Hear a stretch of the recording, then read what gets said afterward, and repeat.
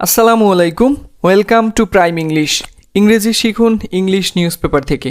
এই সেশনের ধারাবাহিকতায় আজকে আমরা একটি এডিটোরিয়াল পেজ নিয়েছি। তো এডিটোরিয়াল পেজে প্রথমে আমরা এই পেজটিকে সম্পূর্ণভাবে একটু দেখে নিচ্ছি। তো এরপরে আমরা এই অংশটিকে একটু আলাদা আলাদাভাবে এগুলোকে আমরা ব্যাখ্যা করার চেষ্টা করব। সো প্রথমেই আমাদের যে হেডলাইনটি দেয়া আছে, এই হেডলাইনে আমরা দেখতে পাচ্ছি an exit that ends uncertainty.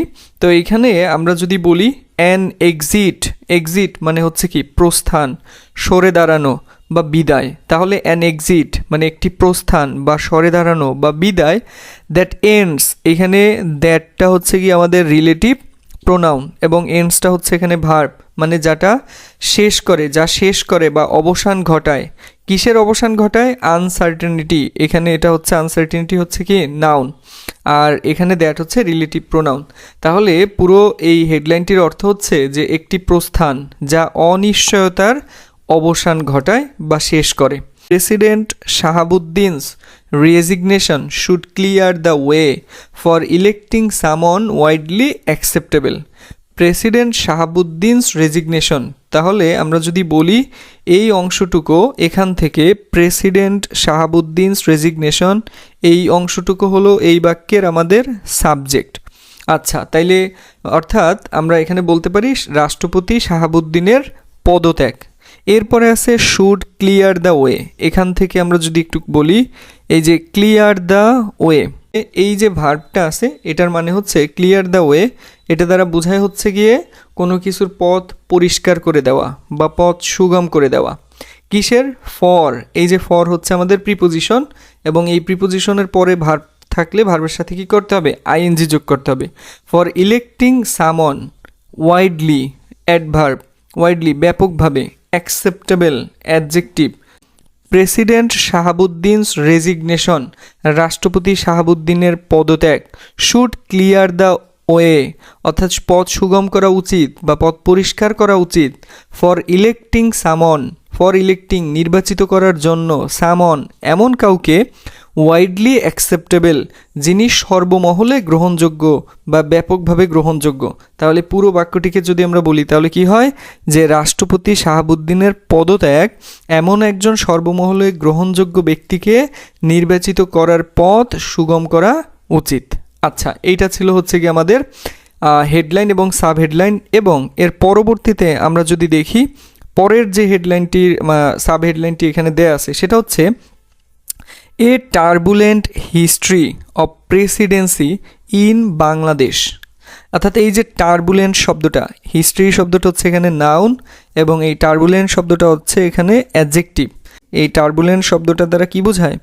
অস্থির, অথবা বোঝায় হচ্ছে গিয়ে সংঘাতময়, ওকে, সংঘাতময়, অথবা এটা বোঝায় নাটকীয়। ঠিক আছে, নাটকীয়, ওকে। তাহলে এখানে আমরা বলতে পারি এ টার্বুলেন্ট হিস্ট্রি মানে একটা অস্থির, সংঘাতময় বা নাটকীয় একটা ইতিহাস অফ প্রেসিডেন্সি ইন বাংলাদেশ, অর্থাৎ বাংলাদেশের রাষ্ট্রপতিদের পদের একটা অস্থির, সংঘাতময় ও নাটকীয় ইতিহাস। এরপরে আমাদের যে হেডলাইনটি দেওয়া ছিল সাব হেডলাইন, সেই সাব হেডলাইনে এখানে বলা আছে who will be the next president, কে হবে ভবিষ্যতের রাষ্ট্রপতি। এরপরে আমরা পরবর্তী যেটা দেখতে পাচ্ছি সেটা হচ্ছে এই সাব হেডলাইনটি। এখানে দেখতে পাচ্ছি 10 of Bangladesh 18 presidents did not complete their terms in office.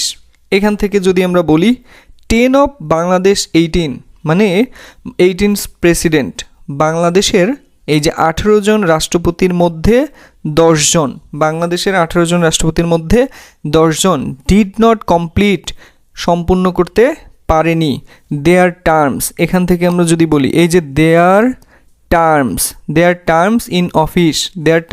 In office অর্থাৎ তাদের দায়িত্বকালের মেয়াদ বা তাদের মেয়াদকাল। এই টার্ম শব্দটা এখানে কি বোঝায়? টার্ম শব্দটা বোঝায় হচ্ছে গিয়ে মেয়াদকালকে বোঝানো হয়। টার্ম শব্দটাতে বোঝায় মেয়াদকাল, অর্থাৎ অফিস, এই যে অফিস, ইন অফিস মানে এখানে বোঝায়, ওকে। তাহলে এখানে বলা যায় যে পুরোপুরি যদি বলি বাংলাদেশের 18 জন রাষ্ট্রপতির মধ্যে 10 জন তাদের দায়িত্বকালের যে পূর্ণ মেয়াদ এটা সম্পন্ন করতে পারেনি বা শেষ করতে পারেনি। এটা ছিল আমাদের আজকের নিউজ পেপারের যে আমাদের হেডলাইন। সো এইবার আমরা হচ্ছে গিয়ে এই নিউজ পেপারের ভিতরের একটা অংশকে একটু অনুবাদ করে দেখার চেষ্টা করি। সো প্রথমে আমরা দেখতে পাচ্ছি এখানে বলা আছে the resignation of Mohammad Shahabuddin 22 and president of Bangladesh. তার মানে এখান থেকে আমরা যদি বলি এই যে অংশটুকু দেয়া আছে যে 22 অ্যান্ড প্রেসিডেন্ট অফ বাংলাদেশ, এই অংশটুকুকে বলা হয় হচ্ছে অ্যাপোজিশন। এই অংশটুকুকে বলা হয় অ্যাপোজিশন, মানে অতিরিক্ত তথ্য প্রদান করি কার সম্পর্কে? এই যে the resignation of Mohammad Shahabuddin, এই মোহাম্মদ শাহাবুদ্দিন সম্পর্কে অতিরিক্ত তথ্য প্রদান করছে। ওকে, তাইলে এখানে বলা হচ্ছে যে মোহাম্মদ শাহাবুদ্দিনের পদত্যাগ। এখন ওনার সম্পর্কে অতিরিক্ত তথ্য দেওয়া হয়েছে কি? The 22 and president of Bangladesh, বাংলাদেশের 22তম রাষ্ট্রপতি। হ্যাজ ক্লোজড মানে সমাপ্ত করছে বা শেষ করছে।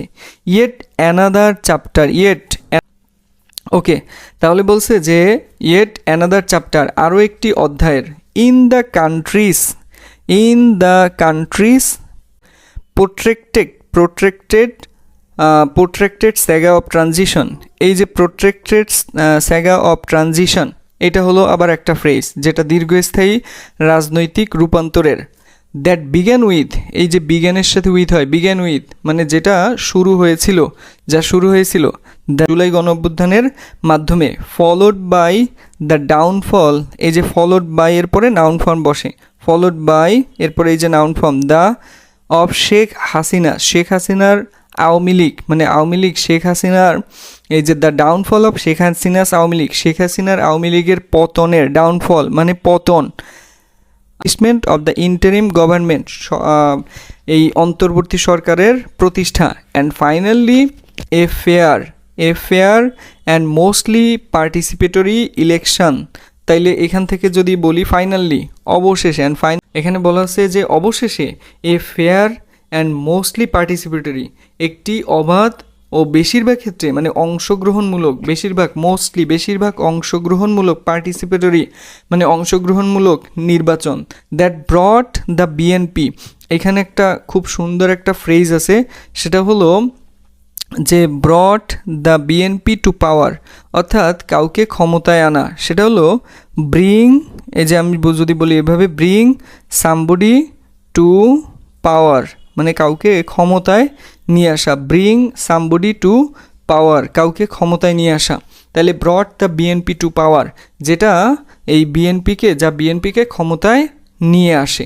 তাহলে এই পুরো বাক্যটিকে যদি আমরা বলি যে the resignation of Mohammad Shahabuddin, বাংলাদেশের 22তম প্রেসিডেন্ট ছিল, এই 22তম রাষ্ট্রপতির মোহাম্মদ শাহাবুদ্দিনের পদত্যাগ দেশের দীর্ঘস্থায়ী রাজনৈতিক রূপান্তরের ঘটনা প্রবাহের আরও একটা অধ্যায়ের সমাপ্তি ঘটিয়েছে।